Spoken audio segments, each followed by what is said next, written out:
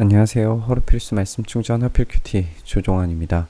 오늘 함께 나눌 하나님 말씀은 로마서 14장 1절에서 12절까지 말씀입니다. 여러분은 믿음이 약한 이를 받아들이고 그의 생각을 시비거리로 삼지 마십시오.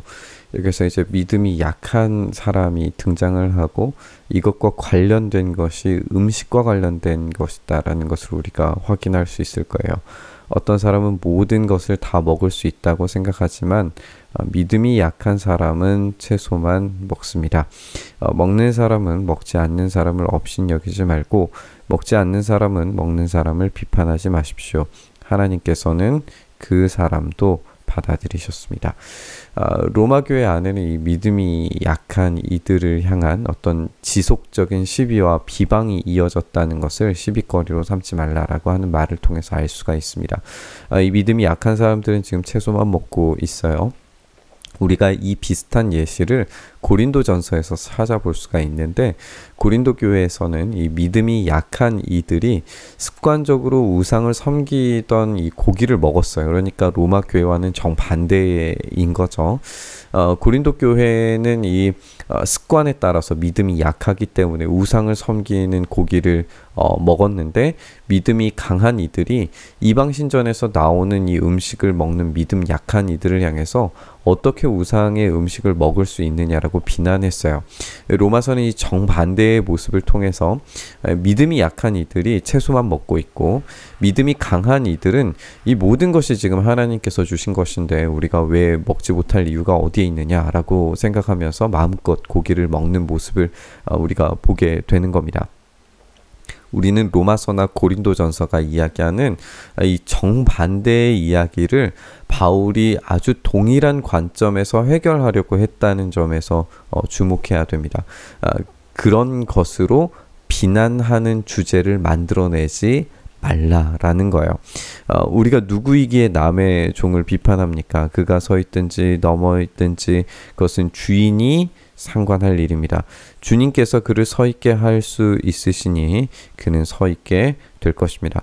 또 어떤 사람은 이 날이 저날보다 더 중요하다고 생각하고 또 어떤 사람은 모든 날이 다 같다고 생각합니다. 각각 자기 마음의 확신을 가져야 됩니다. 이것은 이 기념하는 날과 관련되어져 있는 것으로 우리가 여겨지죠. 특별한 시간과 음식들을 이야기하는 것으로 보입니다. 롱네커는 이 예수님을 믿는 유대인 신자들에게 이 토요일, 그러니까 이날은 안식일이죠. 그리고 주일, 안식일 다음 날이 예수님께서 부활하신 날이고 이 부활하신 날을 주님의 날로 기념을 했어요. 그렇기 때문에 지금 유대인 그리스도인들은 이 안식일과 부활의 날 동시에 주님의 날로 지켜야 하는가에 대한 문제가 제기되었을 거예요. 그렇기 때문에 모든 날이 다 같다라고 생각하고 이 날이 저날보다 더 중요하다고 생각하는 것은 이 주님의 날과 이 안식의 날을 어떤 식으로 해결해야 되는지에 대해서 논쟁이 있었던 것으로 보여지는 거예요. 바울은 이 어떤 날을 존중히 여기면서 또 먹는 문제 모두가 주님을 위하여 이루어지는 것이라고 정리를 하고 있습니다. 어떤 날을 더 존중히 여기는 사람도 주님을 위하여 그렇게 하는 것이고 먹는 사람도 주님을 위하여서 먹고 먹을 때에 하나님께 감사를 드립니다. 그리고 먹지 않는 사람도 주님을 위하여 먹지 않으며 하나님께 감사를 드립니다. 그러니까 두 진영 모두가 다 그렇다는 거예요. 주님을 위해서 어떤 날을 더 존중히 여기고 또 주님을 위해서 먹지 않고 또 주님을 위한다라고 이야기하면서 어떤 날을 존중히 여기는 사람도 하나님께 감사를 드리고 그렇지 않은 사람도 하나님께 감사를 드린다는 거예요. 그러니까 우리 가운데에는 자기만을 위해서 사는 사람이 없고 자기만을 위해서 죽는 사람도 없습니다. 우리는 살아도 주님을 위해서 살고 죽어도 주님을 위해서 삽니다. 이 두 진영 모두가 다 그렇게 산다는 거예요. 바울은 어떤 것을 정답으로 정리해버리기 전에 원리적인 측면을 점검하는 데 아주 탁월함을 보여주는 것 같습니다.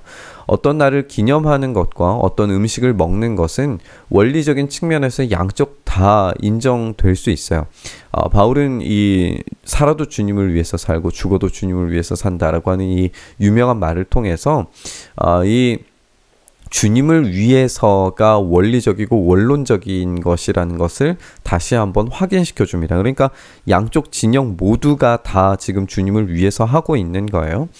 그리고 예수님의 죽으심과 살아나심, 이 부활은 산자나 죽은 자 모두에게 주님이 되시려는 것이었다라고 이야기하면서 이 논쟁에서의 핵심이 예수 그리스도가 빠져버렸을 때에, 이 복음의 진리가 빠져버렸을 때에 이 논쟁은 시비거리가 되고 비난을 위한 비난이 되고 논쟁을 위한 비난이 된다는 것을 정확하게 지적하고 있습니다. 그리스도께서 죽으셨다가 살아나신 것은 죽은 사람에게도 산 사람에게도 다 주님이 되시려는 것이었습니다. 그러니까 예수님께서 죽으심과 부활하심이 산자와 죽은 자에게 적용되는 거라면, 지금 사나 죽으나 주님을 위하여서 살아가는 우리들, 그리고 주님을 위해서 행한다고 하는 그 양쪽 진영의 이야기 모두가 다 이 죽으심과 살아나심에 근거한 것이라면, 이 복음의 진리 위에서 근거한 것이라면 서로가 서로를 향해서 비난하는 것을 그치라고 이야기하는 거죠. 이 복음의 진리가 빠져버린 논쟁을 위한 비판과 비난은 아무런 소용이 없는 것이라는 것을 강력하게 주장하고 있는 겁니다. 그런데 어찌하여 그대는 형제나 자매를 비판합니까? 어찌하여 그대는 형제나 자매를 업신여깁니까? 우리는 모두 다 하나님의 심판대 앞에 서게 될 겁니다.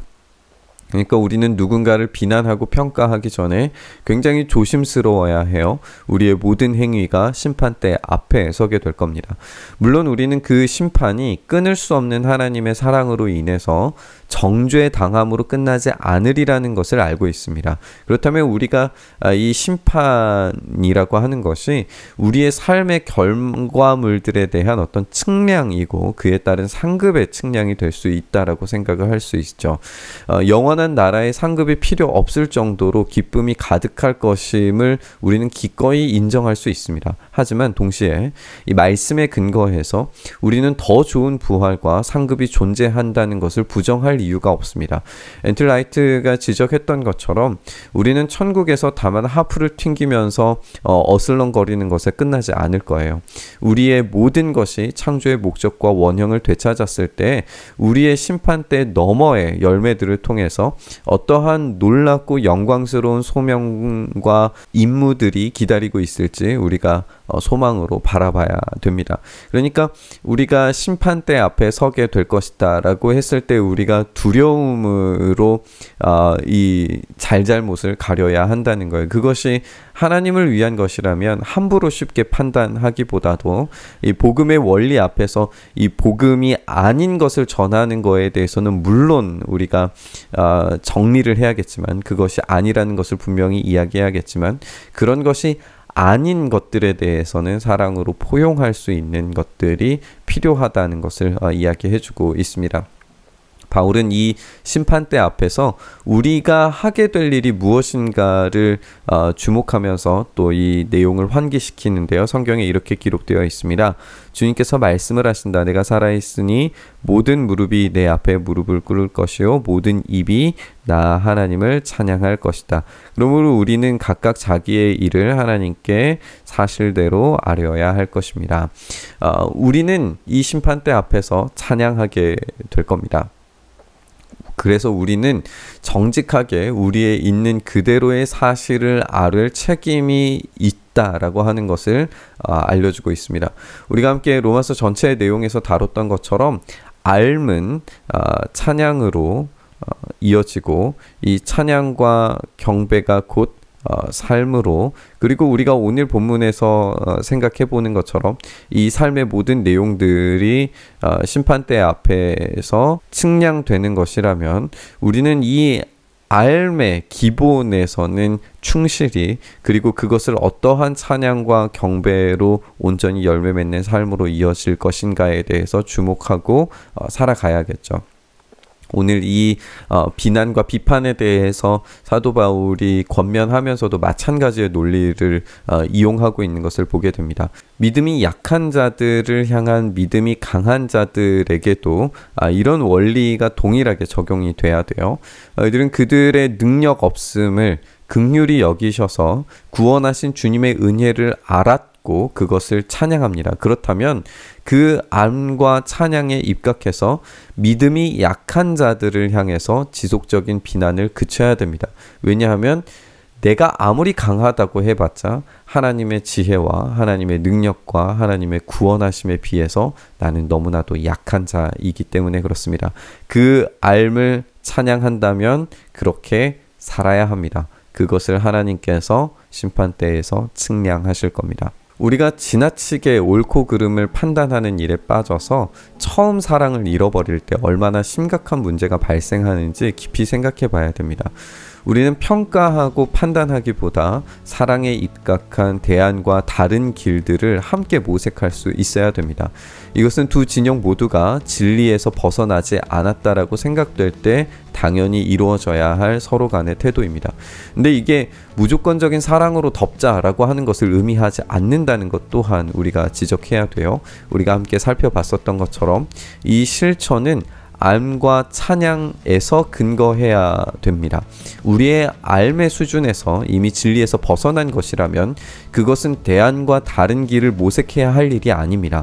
권세자들에게 진리에 입각해서 저항할 수 있어야 하는 것처럼 이런 문제들도 마찬가지가 될 거예요. 이 기준을 제대로 잡기 위해서 성경이 말씀하시는 바에서 떠나서는 안 됩니다.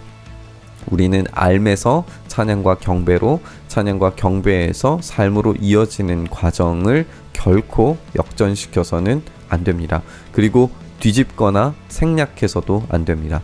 오늘 말씀 묵상하면서 그런 의미에서 나는 비난과 비평하는 편에 더 오래 머물러 있지 않는지 생각해보고 하나님께서 지혜를 주셔서 다시금 이 사랑의 자리로 돌아가기를 작정하면서 이 원리와 이 암과 찬양이 우리의 삶에 온전히 열매 맺혀지기를 간절히 바라면서 기도의 자리로 나아가시죠. 주님, 우리가 아는 데에서 끝나는 것이 아니라 이 삶을 찬양과 경배의 자리, 이 예배의 자리로 나아갈 수 있게 하시고 이 예배의 자리에서 우리의 삶의 자리로 나아가 참되고 복된 주님의 영광을 드러내는 삶으로 나아갈 수 있게 하여 주시옵소서. 우리가 비난하고 비판하는 일에 너무 성급하게 나서기보다 하나님의 진리와 이 말씀 앞에 온전히 서서 그것을 굳건히 붙잡는 상태에서 살든지 죽든지 주님을 위하여서 살아가는 이 삶 위에서 우리의 사랑과 대안의 지혜들이 흘러나올 수 있도록 은혜 더하여 주시옵소서. 그렇게 우리의 삶에 일하시길 소망하며 우리 주님 예수님 이름으로 기도드리옵나이다. 아멘.